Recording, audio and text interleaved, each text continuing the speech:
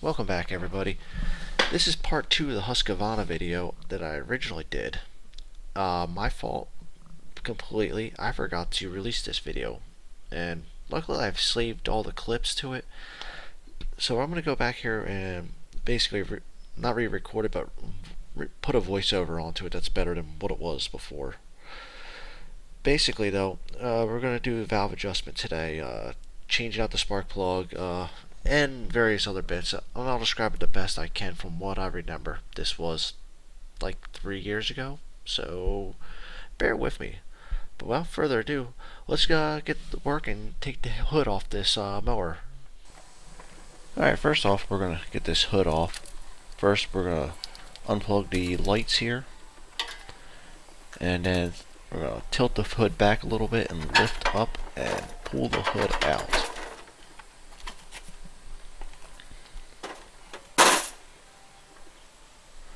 Next, we're going to get the bolts off the engine cover here. Pretty much every mower has this. I'm going to speed up the footage here because it takes a little while. There's like 10 bolts there. I think they're all 10 millimeter. It's a good idea to open this up every once in a while. I try to open it up once a season, every spring, just to make sure no mice have made a nest in there. That causes a lot of overheating issues, and mice like getting up in there. All sorts of critters do. My experience has usually been mice though, but we'll just work to get them off. They're not tightened super hard, it's just a plastic cover, so it doesn't need to be bolted down super hard. Well, we're going to get that off. Don't forget to get the dipstick tube out of the way,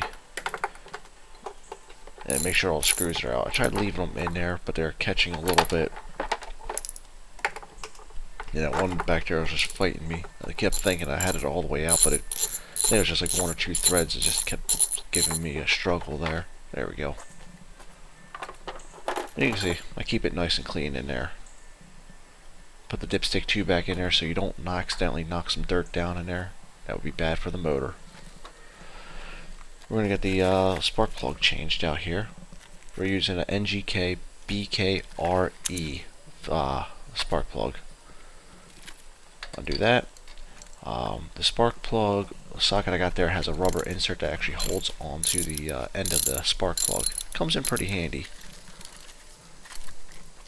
Just spin it out gently. Try to watch the dirt so it doesn't get dumped into the cylinder.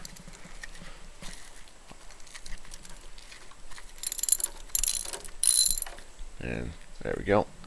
It looks pretty well worn, but it's not terrible. It still has some life in it. But the new one is a lot nicer looking. It's already been pre-gapped. I believe it should be .35 or 35, something along those lines, 35 thousandths. If I recall correctly, again, this was a couple years ago.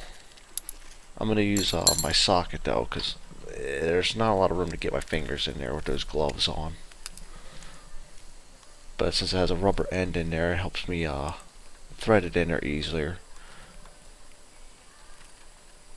Make sure you don't cross thread too. It's easy to cross thread those bolts, and then you end up with chewed up spark plug holes there.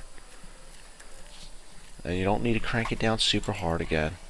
These threads will strip out pretty easily. I've come across my fair share of motors over time where people try to tighten them down too hard. They got a crush washer that helps it seal. Next, we're going to get the valve covers off. Pull the breather tube out.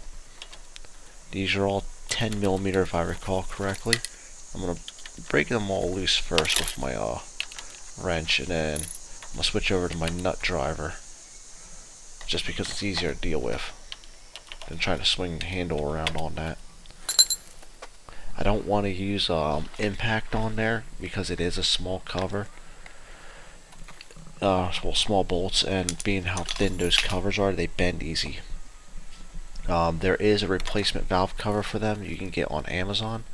It comes with additional bracing around there because these covers do bend super easily. As a matter of fact, when I replace this later, you'll see that I use the nut driver. I don't tighten them super hard because they really do bend easily. And the newer style cover just has the extra bracing to keep it from warping on you. It causes a massive oil leak. But slowly taking all the bolts out evenly too. Like I said, I've had so many issues with these leaking that I try to evenly take these covers off and try my best not to flex it at all. I don't know why Kohler made them so thin like that.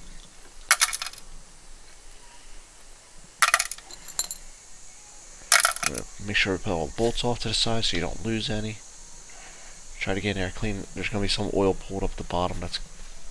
Try to clean all that out. And that's the old valve cover gasket. And it's no good anymore. We're going to replace that one with a new one. Again, you can get them off Amazon. I think they come three gaskets for $10. But we're going to go right ahead and work on getting the, I think it's T25 and 9/16 or 14 millimeter. We're gonna range. I didn't do a good job right there. I think the exhaust is going to be the same as the other motor. It's going to be 4,000s for the intake, 6,000s for the exhaust. Right now I'm spinning the motor over to get both cams on, both rockers on the base circle of the cam. Right there you can see the exhaust is entirely too tight. Well, intake's really loose. And it should be the exhaust there is going to be super tight. Yeah, I can't even get, I think my thinnest one there, I think I had a 4,000s there and it would not fit. And the intake side is way too loose. Well, that's definitely not 9/16. Luckily it wasn't on there too tight.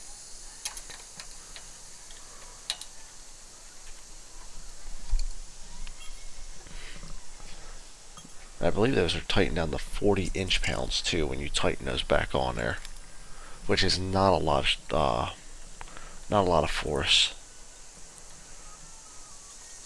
When I was loosening it up, it actually tightened everything up, I think. But just like the other motor, I like to get a good drag on there. Not enough that I have to force it in there, but enough that it will hold the whole. It'll keep it from moving easily back and forth. You don't want to go too loose or too tight. It could damage the rods, could damage the cam.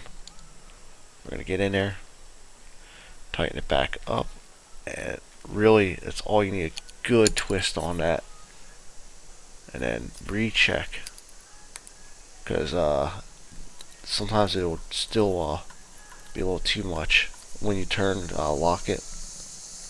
It looks like I got a pretty good. I was able to keep it from moving at all. Because when you tighten that center lock or the jam nut, it can affect the tolerance on the valve lash there.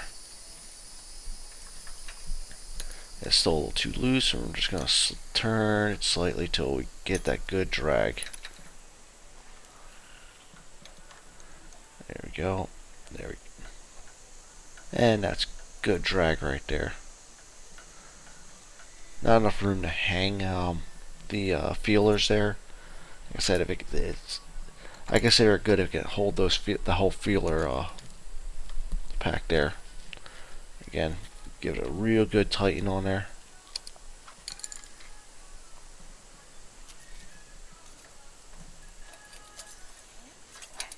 There you go. Alright, we got a new gasket on there. Spread a little thin coat of silicone on there.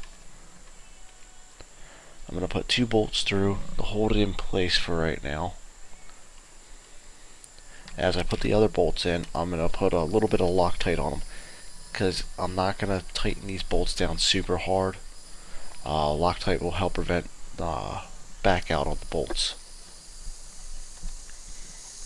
And I'm just using a nut driver. I'm not using a wrench to tighten them down super hard.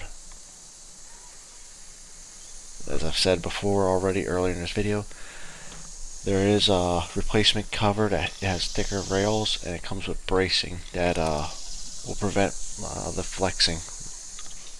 So you can actually tighten it down for a reasonable amount of force. Because if you go too light, it will leak. If you go too tight, you'll warp the cover and it will leak. From there, we're going to get the hood back on. We want to go at a slight angle, not all the way down, not all the way up. And just let it set back on its stops. And make sure you plug your headlights back in.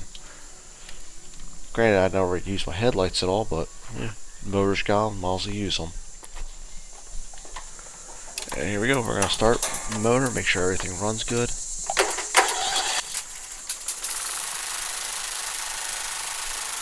And I'll quiet down the motor a little bit, the video here so you can hear better. But the motor runs really well, so there you go. It starts easier, it should run better, it doesn't have that ticking noise, which was hard to hear in this video and the previous video, but it did have an audible valve train tick to it. Alright everybody, appreciate you coming by and watching this video. Sorry it took so long for me to get this out. I didn't realize I forgot about it. But stay tuned. We're going to have some more videos coming up soon for you. And appreciate y'all coming by. Y'all have a great week, and we'll see y'all next time.